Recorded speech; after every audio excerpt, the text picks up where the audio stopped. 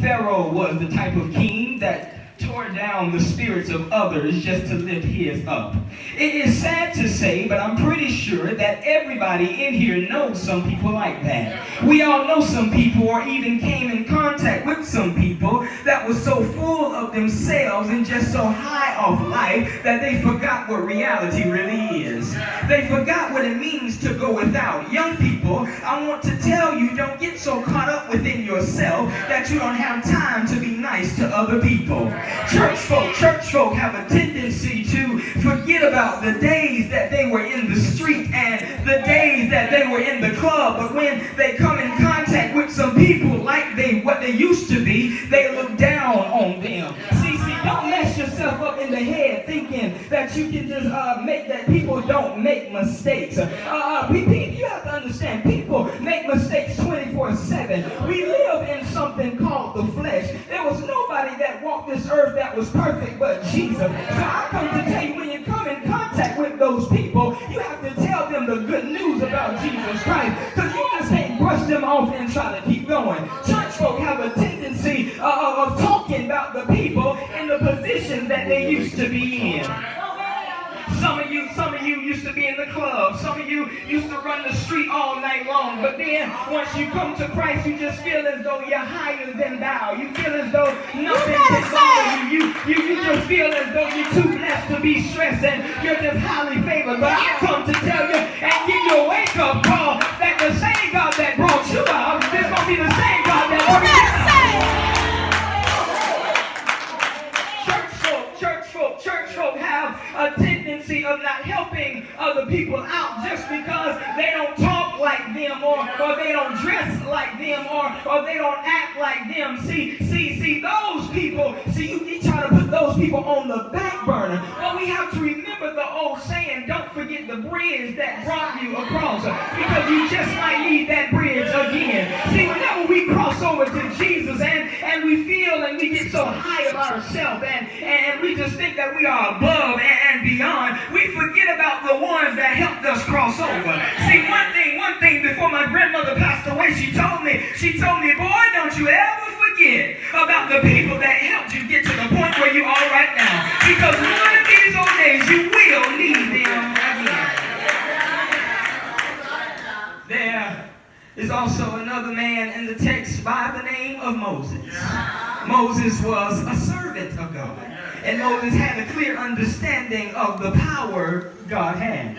In this particular chapter of Exodus, Moses receives a word from God telling him to tell Pharaoh to let his people go.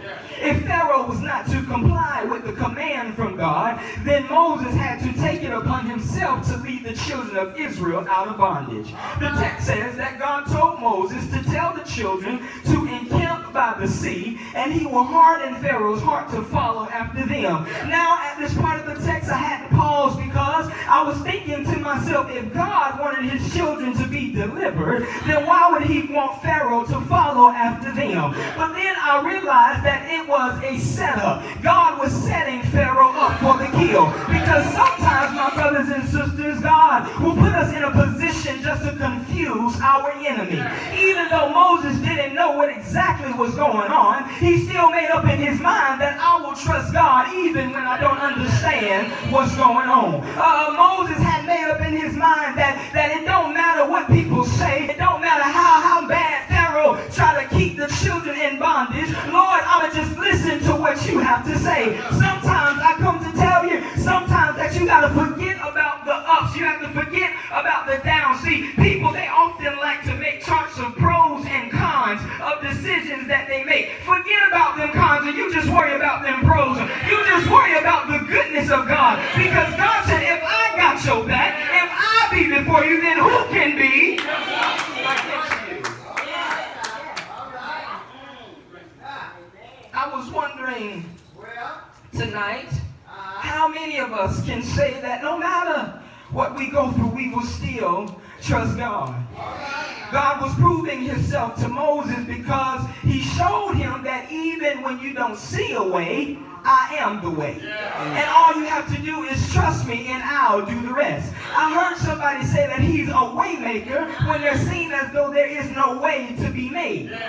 The text goes on to say that once Pharaoh received word that the children of Israel fled from Egypt, Pharaoh made ready his chariots and took 600 chosen chariots and his army to pursue after them. And when Pharaoh drew nigh, the text says that the children of Israel lifted up their eyes, and behold, the Egyptians marched after them.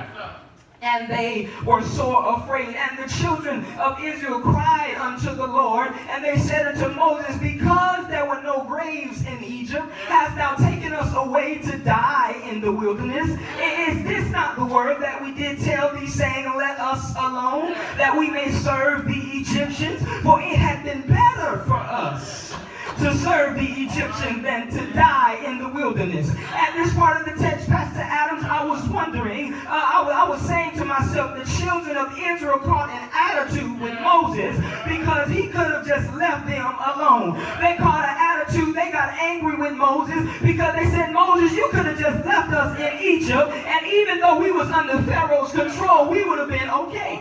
You could have just left us alone. Sometimes with God, we get like that. We say, God, why you had to do my life like this? Why you had to take me through this? God, I was all right where I was. I know I was barely making ends meet to pay my bills, but God, I was still making it. Now you taking me out of my comfortable place, and you taking me to a place I don't understand.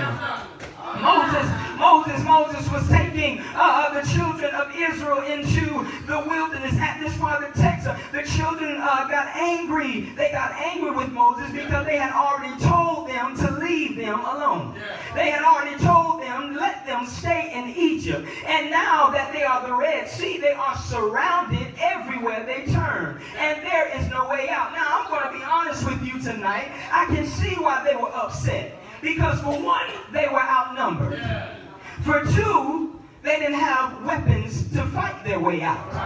And for three, they are so quick to blame other people rather than just accepting it and trusting God. If something goes bad in our life, we have a tendency of pointing the finger at everybody else instead of just trusting God. If something goes wrong, we like to point it at this person. It's your fault. It's that fault. No, sometimes you got to take it upon yourself and say, okay, I messed it up, but I'm going to trust in God. We have a tendency of wanting to point the finger. If something goes wrong, if there's a conflict in the church, everybody wants to point the finger at the pastor. But sometimes it's not the pastor, it's the body. Oh, some of y'all miss that. Some of y'all miss that. That's why some of y'all churches can't find a pastor now. It's not the pastor, it's the body. Every 10 years, you can't keep a pastor. The pastor is leaving. God does not send that many bad pastors. Every now and then, he'll send you a good one to make up for what the old one did. But you run them away because you run them out.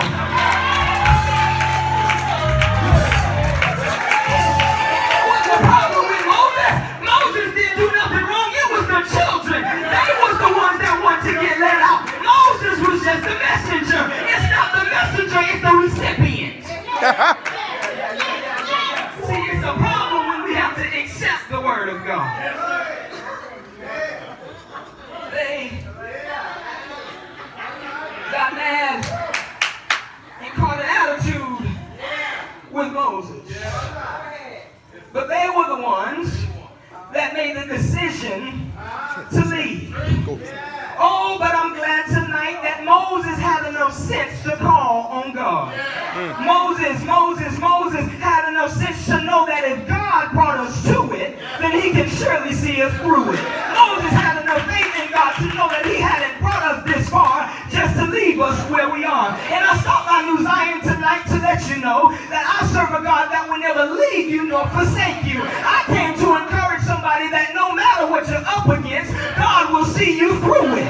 Moses had enough faith and enough strength to know that whatever God put me in, I know he will bring me out. It takes my mind back to the 3 Hebrew boys when they were in the fiery furnace. They told King Nebuchadnezzar, even if you don't deliver me, I will still trust God. And I come to ask the question, how many of you got that mentality that even if Pharaoh don't leave you alone, you will still trust God?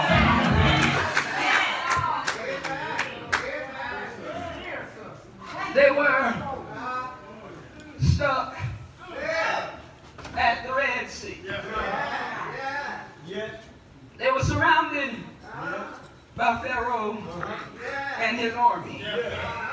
They were stuck there with no food. Food was scarce at that time in Egypt because Pharaoh was doing the people of God wrong. One thing I realized is that the children of Israel was God's chosen people. And I want to let you know something, young people. God has chose you. So it don't matter what nobody said about you. When God has chosen you, don't matter what people say, don't matter what people do, no matter how many times people lie, if God chose you, you're going to be all right. The more Moses was trying to encourage them, the closer Pharaoh got. The more Moses was making heroic statements, the more the children of Israel was praying to God. But then God comes to Moses and asks him, why are they crying? And I can hear Moses now. The reason they are crying is because Pharaoh and his army is on his way. But at this part of the text, Pastor Adams, God tells Moses something so profound and so ridicule. He tells him to stretch out his rod. He tells Moses to stretch out his rod. Now, the rod is significant to the text because the rod represents divine power and authority, which has to be exercised through Moses on behalf of the children of Israel. But if you know this story, then you would know that before Moses got into this situation, he had already had the rod in his possession. I'm going to say that one more time. Some of y'all missed it. I said before Moses got into this situation, he had already had the rod in his possession. So in other words, the children of Israel was praying to God for him to make a way, and the answer was already in Moses' hand.